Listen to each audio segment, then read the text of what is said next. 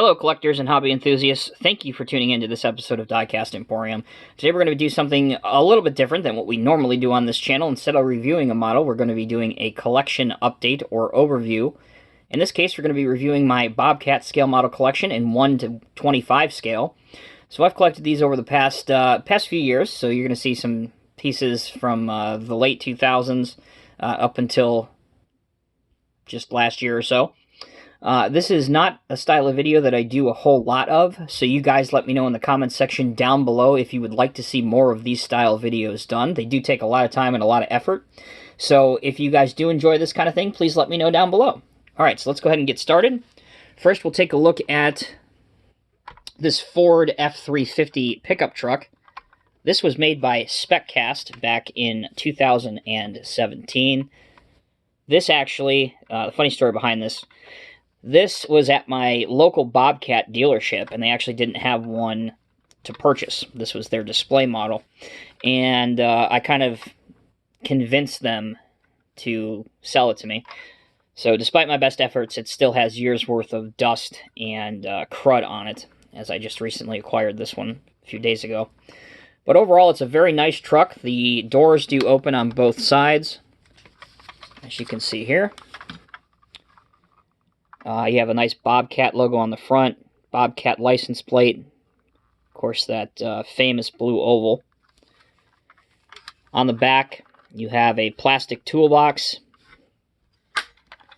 Looking at the rear of the truck, another Bobcat license plate and a trailer hitch.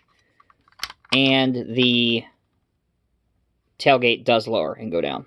And again, forgive all of the dust that's on this truck. So, that is the pickup truck. And again, I want to stress that all of the models that you will see in this video, they're not 1:50 scale. These are 1:25 scale, so they're large. So I apologize if they're not showing up on camera properly. But sometimes when you shoot all of these models, it's very difficult to get them all in frame. But there is the pickup truck. And with that is a utility trailer offered by Bobcat. And it just sits right over the trailer hitch right there. This is a Toolmaster utility trailer, which is, to be honest with you, it's quite nice. It's a very nice scale model. Most of it is die-cast metal. It has working jack stand so that you can actually lower if you want to just pose the trailer by itself. Rubber tires are good. The landing legs, or the ramps, not the landing legs, the ramps are also die-cast metal. And if you want to, you can lock the ramps in place with these locking safety chains. So there's one on each side, one for the left ramp and one for the right side, and they just plug in to the holes on the corresponding sides of the ramps. There you go. And allow me just a minute here, and I'll grab a skid steer, and you can pose it on the back. So a very nice trailer and a very nice truck set.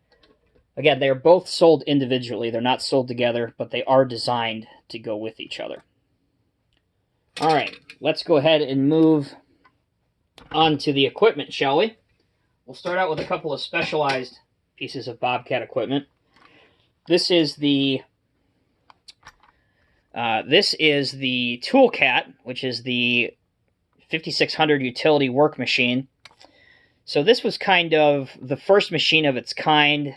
If I remember correctly, it was designed to have all of the best features of a skid steer loader, a pickup truck, and an attachment carrier. And this is what Bobcat came up with. So the front part, or your loader arms, this attachment is removable, just like on the real machine. So if you wanted to run a forklift or a brush attachment, you could do that. You will see this on a lot of these models. There's no information on the box or on the model itself as to who actually commissioned or built most of these models. I know back a few years ago, Norscot built a lot of these models for Bobcat rather, but there was a licensing issue where Bobcat really didn't want the Norscot name on a lot of them. So that could be. There's also some of them that were built by Wang Ho. So it's complicated, but many of these models don't have an actual model manufacturer name associated with them. Moving back to the Toolcat, on the back, this does open as well, and this is a die-cast metal piece. So these Toolcats were an interesting concept, and like the real thing, it does feature four-wheel steering and a detailed interior. So interesting. I love models of unusual machines that you don't typically see around too much.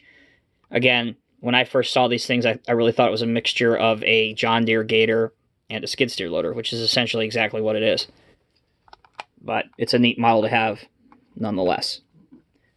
All right, next we have a V518 Versa Handler TTC. Now this one is made by Wang Ho, it does say on the box.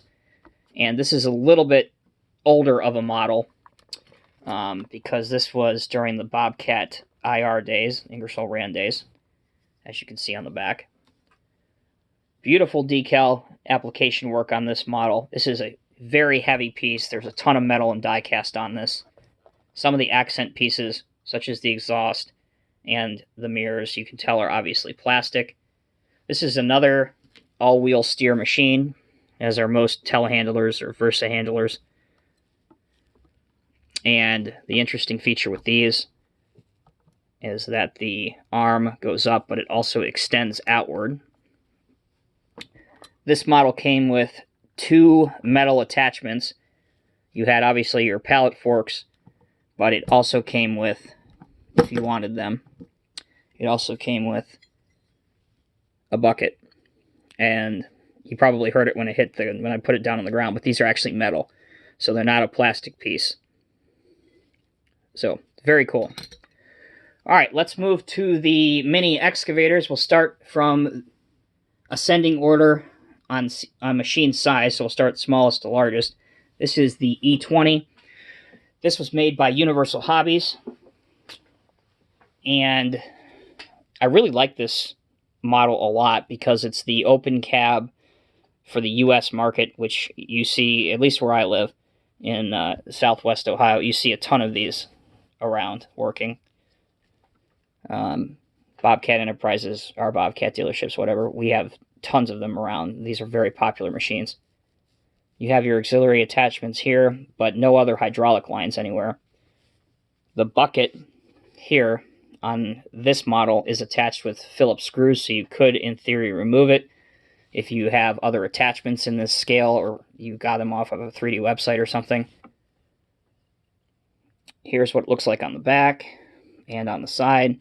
But the big selling point, of course, is the detailed open cab.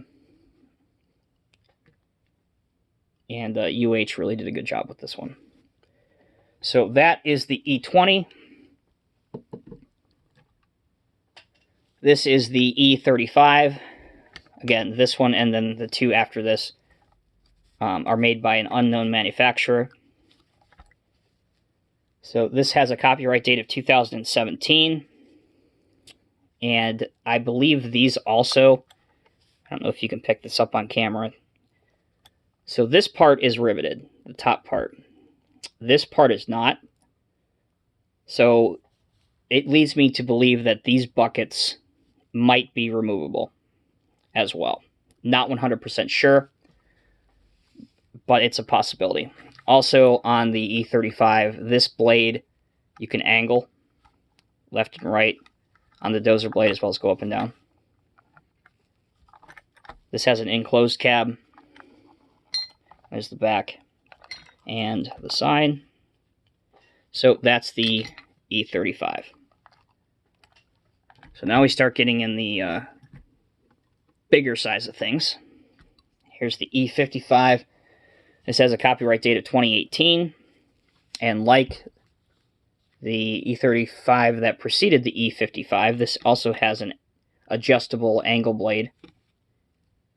And I think I'm just going to call it at this point. I'm almost 100% certain that's a removable bucket. The doors don't open on the enclosed cabs, which is a bit of a shame. because that would have been relatively easy to do in this larger scale, as well as personal pet peeve of mine, not adding hydraulic lines. Alright, on to the last and the largest of the mini excavators that I have. The largest mini? Is that a double negative? I don't know. My English teacher might come shoot me somewhere. Anyway, this is the E85, copyright date of 2017. A positive note about all, I believe, yeah, all 4 of these have stock. They have the casting detail to add the thumb, the optional thumb if you want to do that. This one does not have an angle dozing blade, it just goes up and down. And the detail inside the cab of the E85, although it's the largest of the machines that I have, it's actually the least detailed. Again, there's nothing worth looking at underneath these. That's why I don't show the undercarriage of these machines. And as they are rubber tracks, again, if you put down a fair amount of force on a surface with tension, they will move. But because, again, they're rubber and some of these are starting to age a bit, especially if they've been out in the showroom on a parts floor, you got to be careful that you don't break these plastic tracks.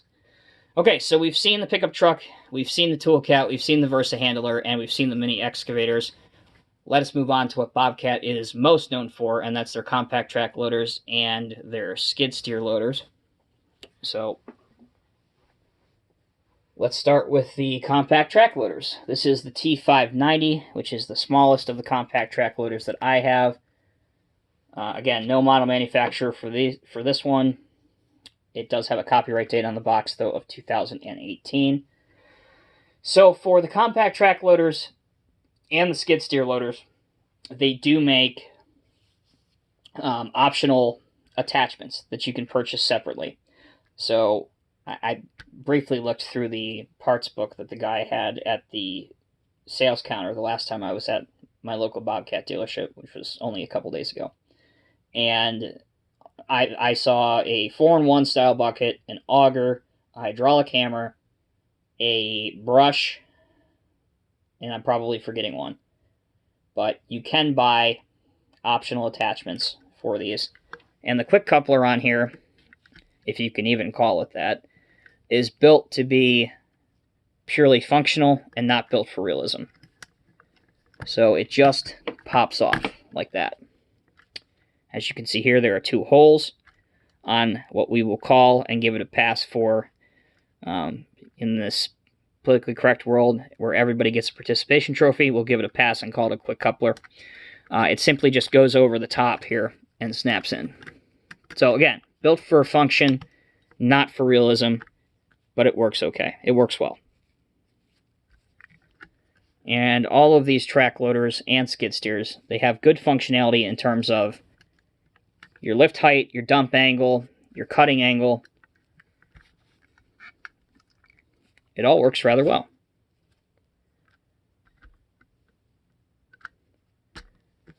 So that's your T590. Again, the smallest of the compact track loaders that I have. Next we have the T650. This had a copyright date of 2015. Again, same features.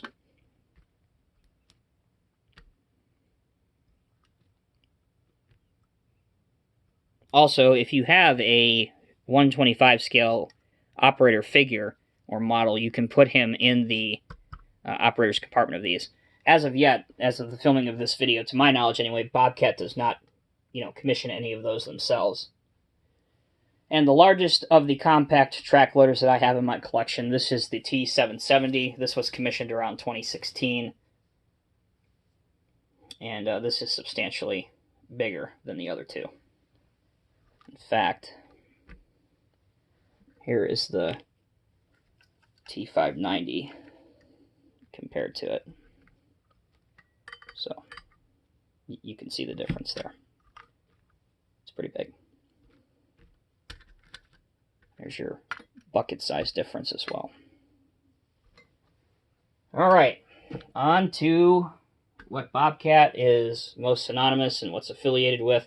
Even this style of machine, whether it's made by, Cat, Komatsu, whatever, even to normal people, this style of machine, no matter the manufacturer, is still most often referred to as a Bobcat.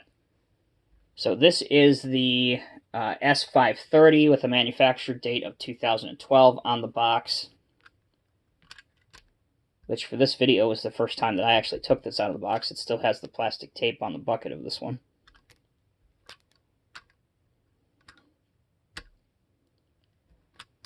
This is one of the older ones in my collection.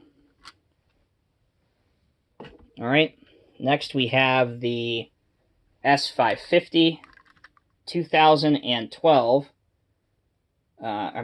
Excuse me. The S550 had a manufacturing date of 2016 on the box.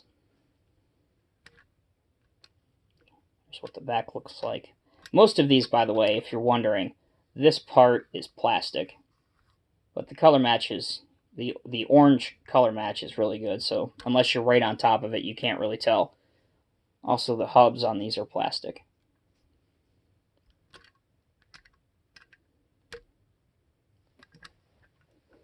And the last of the standard skid steers that I have, this is the S590. This is a newer one. Copyright date of 2018. This has good functionality on it.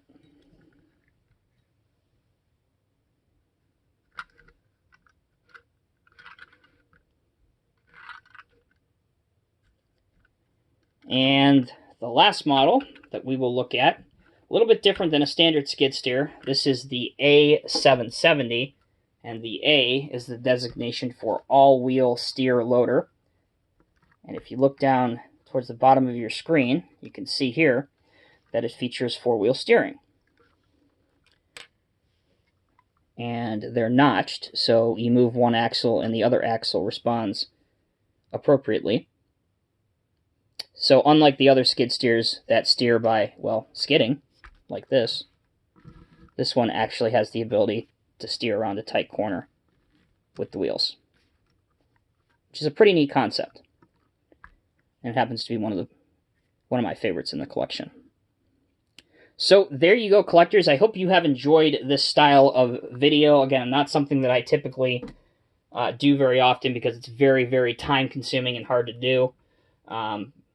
But if you guys like this concept of video, please let me know in the comment section below. Obviously, if I don't know what you guys like and what you don't like, it's very hard to improve and create better content for you. So constructive criticism is always appreciated. And yeah, let me know what you guys think. If you have a favorite model of what you've just seen, or if you know of a piece of Bobcat machinery out there that you, in the real world, that you would like to see a scale model made of, also let me know down in the comment section. As always, I'm Tommy with Diecast Emporium. Thank you so much for watching. We'll see you in the next video review.